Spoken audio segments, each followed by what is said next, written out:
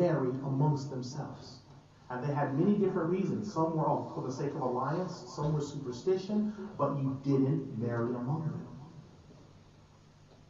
By the Prophet ﷺ going against that, he was changing the whole system.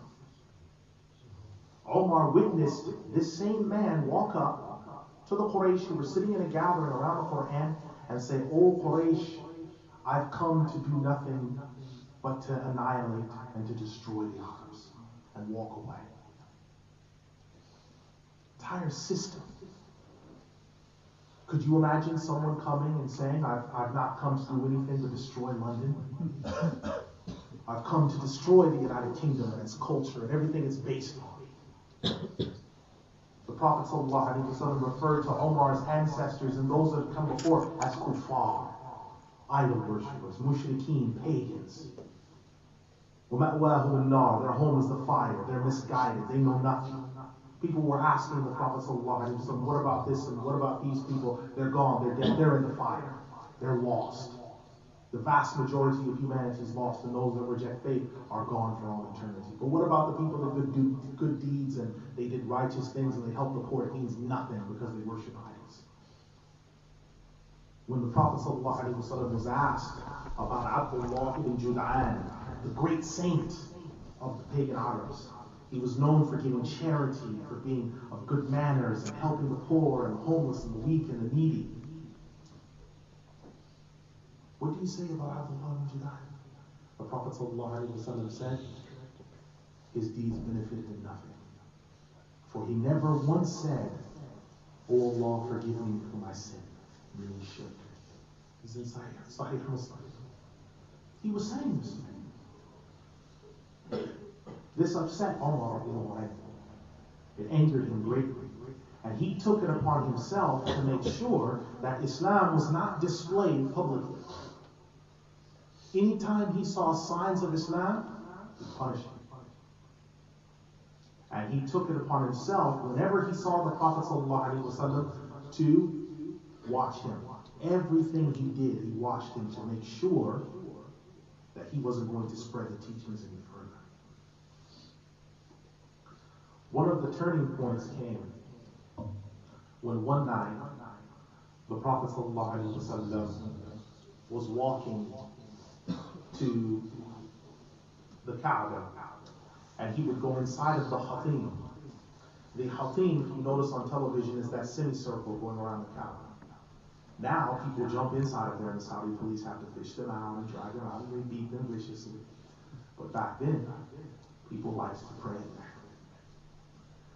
And so the Prophet ﷺ came, and he was praying inside of the Hatim. And Omar walked up to him with the first intention being to physically assault him. But he heard something being recited. And the words that he heard shook him. Because right when he arrived at the curtain where the Hatim was, he heard the words, Al-Haqqa, Mal-Haqqa, Ma adraka Mal-Haqqa.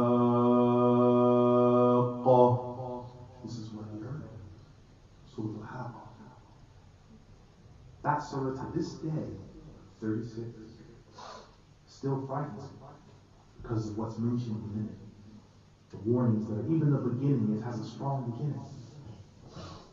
Very deep beginning. So Omar, when he heard that, he said, I bear witness that this is the word of no poet. This must be the word of a sorcerer. But then ayats came later in the same surah while Omar was listening, saying this is not sorcery. Omar said to himself, if this indeed be true, I shall testify to the truth that there is no God but Allah. If this indeed shall be true. And he looked beyond the curtain at the Prophet ﷺ praying, and he left promptly. Finally, though, Omar reached the breaking point. He heard something said about Hubal, Manat, Uzza, and the others that angered him.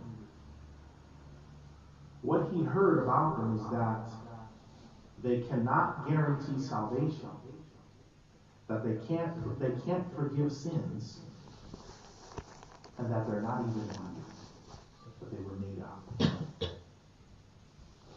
That angered him so much, he unsheathed his sword and began walking to the city of Mecca. And people knew when Umar, when he had his shield, when he had his sword unsheathed, that he was going to execute someone. So he was stopped and asked, Umar, where are you going?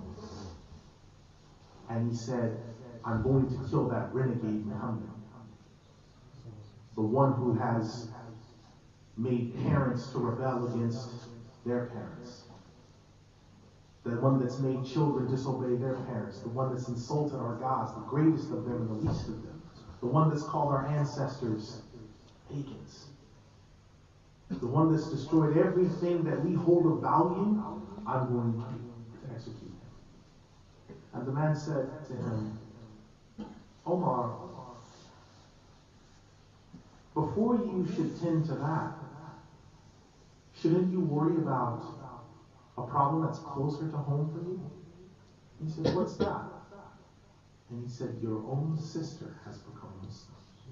And says the same things that Muhammad says, in your own house. Omar doubled back because the house was the opposite direction. He doubled back to the house. And he came up the steps. As we mentioned, Omar was a very big man. He was very bulky.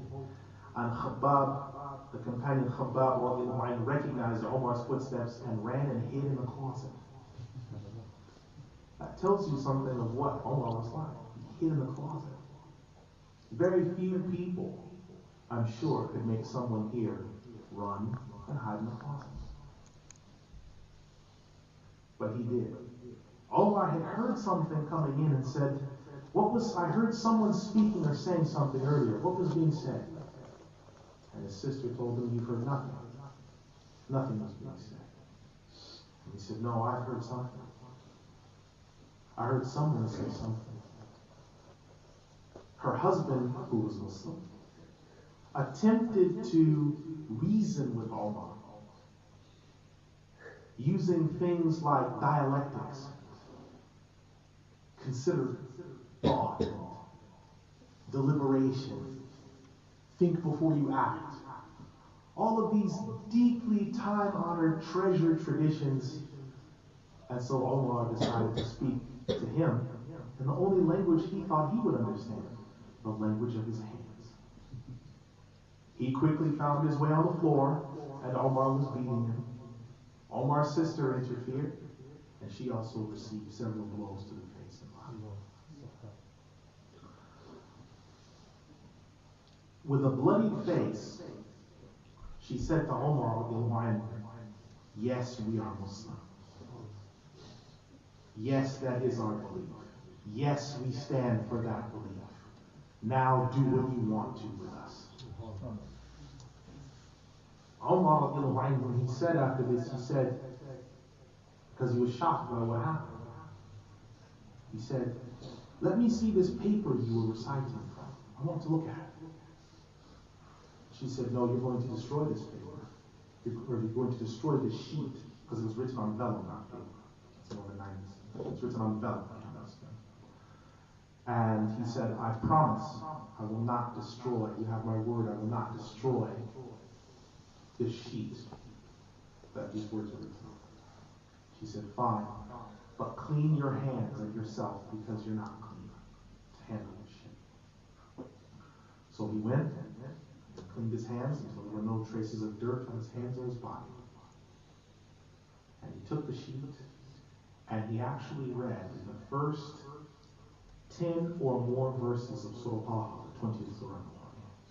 He just read that. And when he read that, he said, these are the most wondrous words I've ever read in my life. He said, I want to go and speak to Muhammad myself. And so he went, picked up his sword, which was still unsheathed,